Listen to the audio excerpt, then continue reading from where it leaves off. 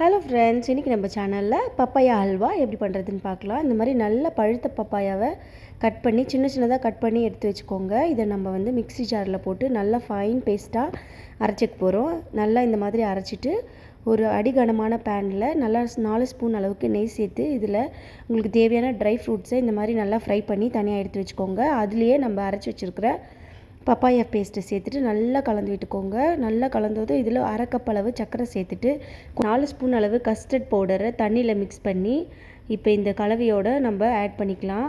Milk powder வேணுனாலும் நீங்கள் extra சேர்த்துக்கலாம். இதுக்கப்புறமா கொஞ்சம் கொஞ்சமாக நெய் விட்டு கலந்துக்கிட்டே இருந்தோம்னா அல்வா பதத்துக்கு வந்துடும். இதோட டேஸ்ட் ரொம்ப சூப்பராக இருந்துச்சு அண்டு டிஃப்ரெண்ட்டாகவும் இருந்துச்சு.